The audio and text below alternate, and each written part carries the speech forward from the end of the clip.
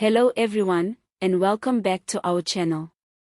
Today, we are diving deep into one of the most pressing questions in South African politics right now. Is the African National Congress, or ANC, on the verge of losing its grip on power? Once the unshakable titan of South African politics, the ANC now stands at a political crossroads. With recent data suggesting the party's support could be hovering around just 32% nationally, the writing may very well be on the wall. But how did we get here? What went wrong for the party that led South Africa out of apartheid and into democracy? Let's unpack it all, piece by piece. The ANC has long been seen as the political home of millions, especially during the early days of the new democratic South Africa. In 1994, it captured the hearts and minds of citizens who placed their hopes for a better life in Nelson Mandela's leadership and the party's promises of transformation.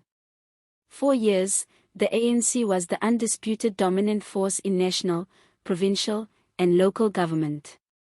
But fast forward to today, and that dominance is visibly crumbling. In the 2021 municipal elections, the ANC received less than 50% of the vote for the first time since 1994. This wasn't just a symbolic loss, it was a major political wake-up call. In key metros such as Johannesburg, Tshwane, and Ekurhuleni, the ANC lost control. These are not just any municipalities, they're among South Africa's largest economic and political hubs. The once secure ANC bastions are now ruled by fragile coalitions or opposition parties altogether. Now, what's causing this dramatic shift? First and foremost, it's governance, or the lack thereof. Years of economic mismanagement, unstable policy direction, and widespread service delivery failures have deeply eroded public trust. Eskom's power cuts have become a near-daily frustration. Water shortages, potholes, unreliable healthcare services, and collapsing municipal systems paint a bleak picture of day-to-day life for many South Africans. And the people are noticing. The country's economy hasn't done the ANC any favors either. Unemployment remains alarmingly high, especially among the youth.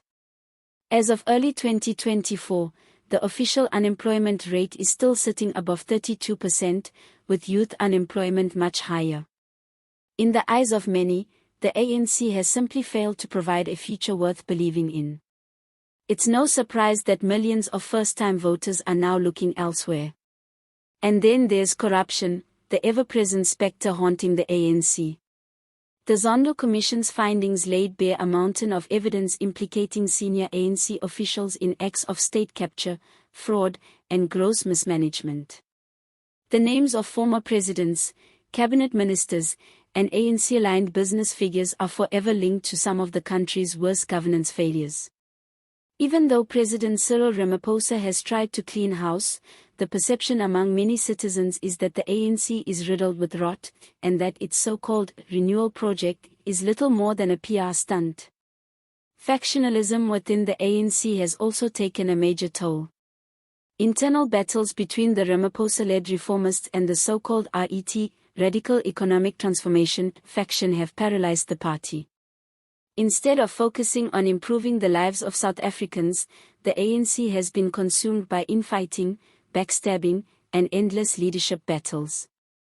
This dysfunction filters down into provincial structures and municipalities, where rival factions sabotage each other's governance efforts, leaving communities to suffer.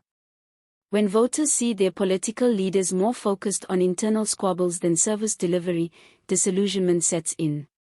And that's exactly what has happened. Now, the vacuum left by the ANC's failings has created space for opposition parties to grow. The Democratic Alliance, DA, has capitalized on the ANC's urban weaknesses, especially among middle-class and urban voters. The Economic Freedom Fighters, EFF, have grown among younger, more radical voters frustrated with the pace of economic transformation. Meanwhile, the newly formed Umkhonto we Sizwe Party, aligned with Jacob Zuma, has made significant inroads in KwaZulu-Natal, cutting into ANC support in one of its traditional strongholds.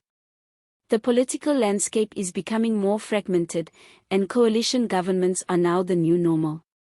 But for the ANC, this means one thing: it is no longer guaranteed to lead South Africa, even nationally. With the 2024 general elections in the rearview mirror and coalition negotiations dominating headlines, it's now clearer than ever that the ANC must come to terms with a new reality, one where it may no longer be able to govern alone. Even Ramaphosa himself, during closed-door discussions, has reportedly admitted that coalition governance could be the future. Whether that's a coalition with the DA, the EFF, or regional players remains to be seen, but one thing is for sure: the days of 60% majorities are over. But let's take a closer look at what this 32% figure really means. If current polling is accurate, and that's always a big if, it suggests that only around 1 in 3 voters now support the ANC. That's a massive decline from the 62% it achieved in 2014 or even the 57% it held in 2019. This isn't just a statistical drop, it's an existential crisis. The ANC's identity has always been built on being the party of the people. Losing nearly half of your voter base in under a decade is not something any party survives unscathed. The decline has also exposed just how fragile the ANC's ideological coherence has become. While it once stood as a united movement of liberation, the party today is deeply divided between neoliberals and socialists, pragmatists and populists, modernizers and traditionalists. And this confusion shows in its policies. One day it promises bold industrial policy, the next it's raising VAT and cutting public spending. These inconsistencies make it harder for voters to know what the ANC stands for anymore. Even long-time supporters in rural areas, historically a backbone of ANC support, are expressing disillusionment. There is a growing sense that the party has become disconnected from the struggles of the average South African. It's seen more as a vehicle for elite enrichment than national upliftment.